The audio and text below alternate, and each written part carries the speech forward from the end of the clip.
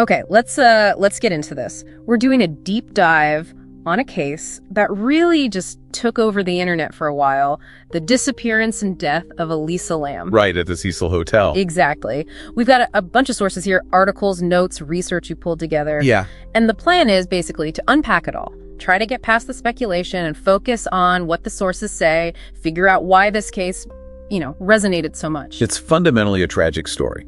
Elisa Lam, she was 21, a Canadian student, traveling alone down the West Coast in early 2013. And she ends up checking into the Cecil Hotel in downtown LA. Well, the stay on main part, technically. Which was supposed to be like the hipper, budget-friendly section. But the Cecil, wow, that place has a history. Hotel death, they called it. Suicides, murders. Even serial killers stayed there. Richard Ramirez, Jack Unterweger was right near Skid Row, too. So you have this backdrop, this young woman, clearly vulnerable in some ways in this notorious place, and then, poof, she vanishes. She did. And Elisa was actually quite open online on her Tumblr blog, Nouvelle Nouveau, about dealing with bipolar disorder and depression. Her family mentioned she'd had issues before, right? If she wasn't consistent with her medication. Exactly. Relapses, even hospitalizations, according to the sources. And that last day she was seen, January 31st, 2013, the accounts are weirdly different. They really are. Some sources mention her acting erratic at a TV show taping earlier that day. Got escorted out, apparently. But then later, a bookstore manager nearby remembered her being totally different. Outgoing, lively, buying gifts for her family back home. It's confusing. We also know she'd been moved to a private room at the hotel. Why was that? Her roommates had complained about, odd behavior. And she usually called her parents every day, right? Yes, so when those calls stopped, they knew something was wrong. Reported her missing. Police searched her room. Yeah. Found her wallet, phone, her meds were still there. Suggests she didn't, pack up and leave intentionally. It seemed abrupt. The police dogs, they lost her scent near a fire escape, apparently. That's what the reports say. The LAPD initially termed the disappearance suspicious. And then 2 weeks later, February 13th, the police released that video, the elevator footage. Oh, yeah. That video just exploded online. It's very unsettling. For anyone who hasn't seen it, maybe describe it.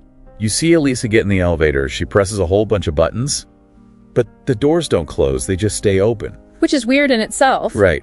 Then she starts acting strangely, peeking out into the hallway like she's looking for someone or hiding, steps in and out. Makes these odd hand gestures. Yeah, the hand movements are really hard to interpret. Finally, she steps out of the elevator completely, and then the doors close. The reaction online was instant. People had so many theories.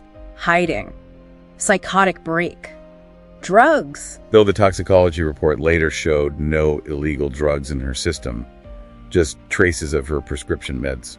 Someone, I think a body language expert quoted in one source, said it looked less like fear and more like playfulness.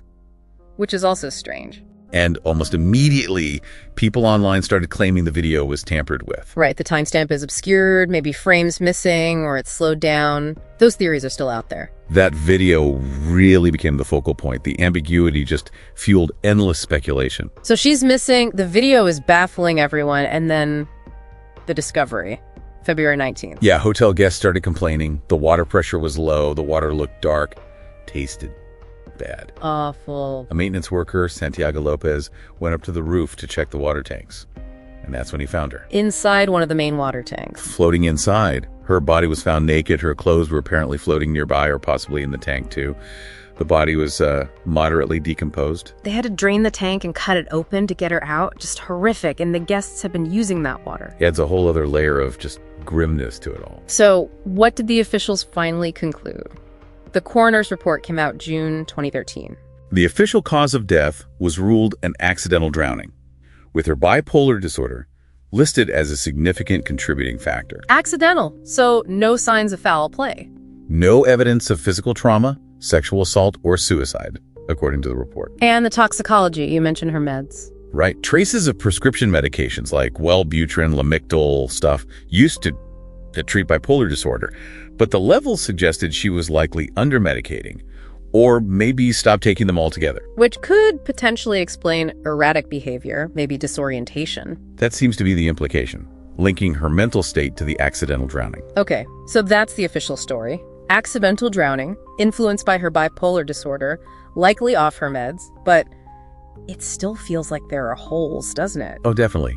For many people, the accidental ruling just doesn't sit right because of the logistical questions. Like, how did she even get onto the roof? Those doors are supposed to be locked, alarmed. The fire escape theory's there. Maybe she accessed it that way, but it's not clear how easy that would be. And then getting into the tank. Those things are tall, right? Like 8 feet. Yeah, they're big. You'd have to climb up onto a platform, then somehow lift a heavy hatch cover. The maintenance guy said he found the hatch open, which is also weird. It is. But could someone, especially if they were in a disoriented or manic state, manage all that alone? Climb up, open it, get in? It seems incredibly difficult. Physically difficult, yeah. And why didn't the police dogs find her up there earlier if she was there? Another good question. And the video tampering claims, were they ever definitively addressed or just dismissed? It's these hows that really fuel the continuing mystery, I think. Absolutely. That and the Cecil's creepy history, plus all the weird online coincidences people latched onto. Like the Dark Water movie plot similarity? Exactly. Or that weird, unrelated tuberculosis test called Lam Elisa. Stuff that doesn't actually mean anything but adds to the online lore. And we should mention that online speculation had real-world consequences. People got harassed. Yeah, the case of Pablo Vergara, that musician who got targeted based on basically nothing, is really stark example of how damaging online sleuthing can become. The Netflix documentary tried to shift focus back to mental health, framing it as sad, not spooky. But the reception was mixed. For some, it just stirred the pot again. So, wrapping this dive up, it persists, doesn't it?